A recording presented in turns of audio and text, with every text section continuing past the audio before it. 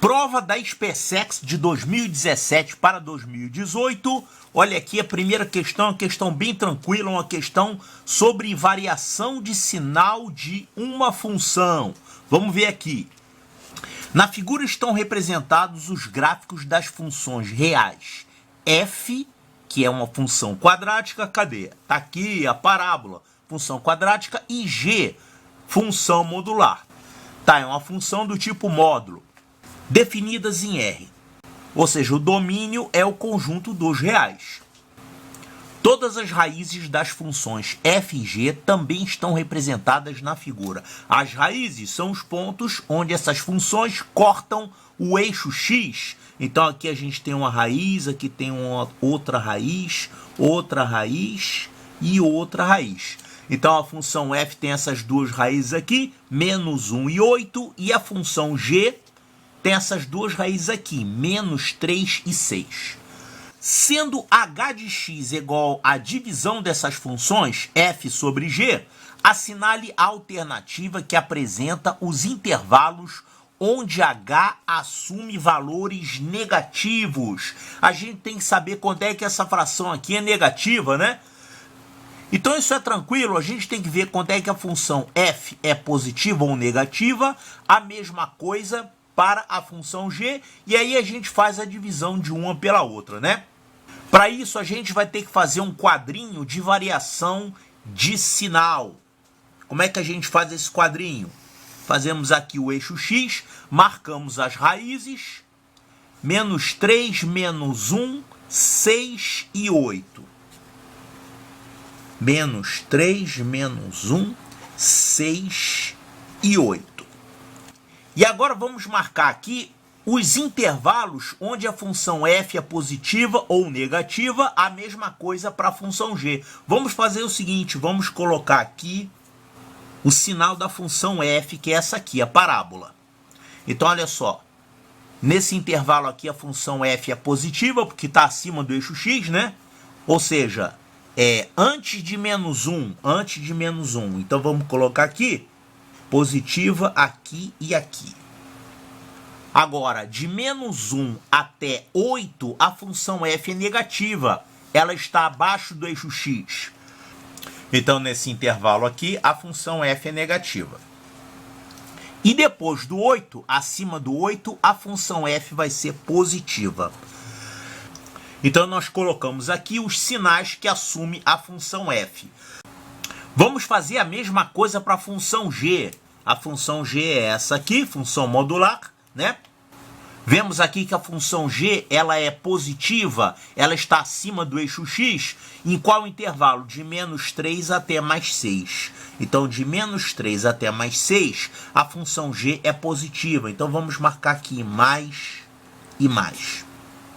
E nesses outros intervalos aqui, antes do menos 3 e depois do 6, a função g é negativa, ela está abaixo do eixo x. Então, a função g é negativa aqui e negativa aqui.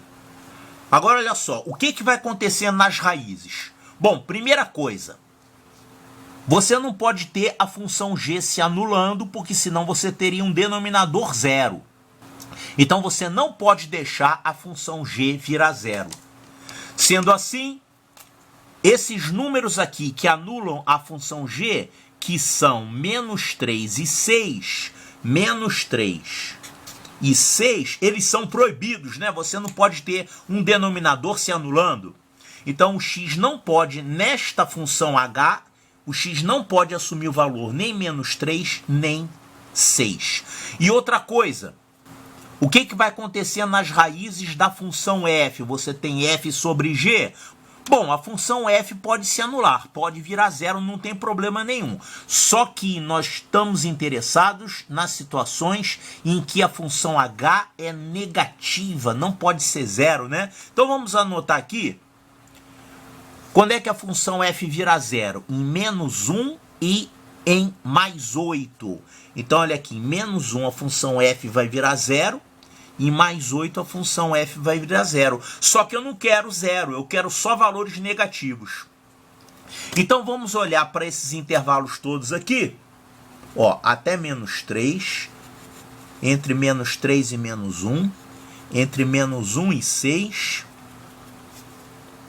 entre 6 e 8, e aqui de 8 a infinito. E agora vamos ver o sinal. Nesse intervalo, a função h vai ser um número positivo dividido por um número negativo. Isso vai dar negativo. Nesse intervalo aqui, você vai ter um positivo dividido por um positivo. Isso vai dar positivo. Nesse outro intervalo aqui de 0 a 6, você vai ter um negativo dividido por um positivo. Isso vai dar negativo. No intervalo de 6 a 8, você vai ter um negativo dividido por um negativo. Isso vai dar positivo. Finalmente, nesse outro intervalo aqui, de 8 até mais infinito, você vai ter um positivo dividido por um negativo, e isso vai dar negativo.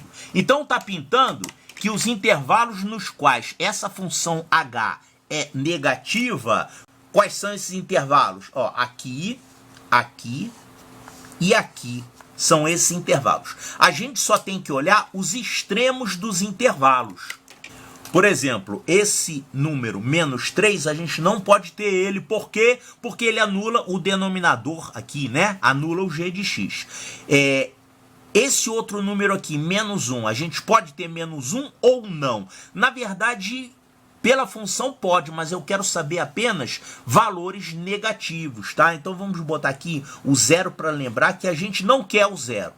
Aqui a gente tem outro número proibido, que é o menos 6, que ele anula a função g, iria anular esse denominador, então não pode, né? E aqui, esse 8, o 8 é permitido, só que a gente não está interessado na função f virando 0. A gente quer que essa função h ela seja negativa, 0 não serve. Então vamos botar aqui um 0 e lembrar que a gente não quer o 0. E aqui esses dois a gente não pode ter, porque a gente não pode ter um 0 no denominador. Então esses intervalos que estão aqui marcados de amarelo são os intervalos que fazem com que a função a assuma valores negativos. Que intervalos são esses? A gente teria de menos infinito até menos 3, de menos infinito até menos 3, intervalo aberto, porque a gente não quer o menos 3. Tem esse outro intervalo aqui, que é o de menos 1 até 6. Quer dizer, menos 1 até 6. E tem esse outro intervalo aqui, que é de 8 até infinito. De 8 até mais infinito. Então a solução vai ser o quê? A união desses três intervalos, né? Onde é que tem isso? A união desses três intervalos aparece aqui, ó.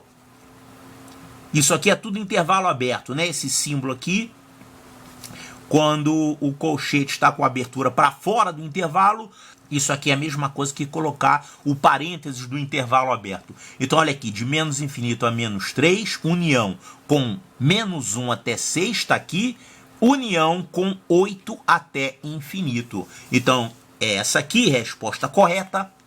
Letra B de Bravo.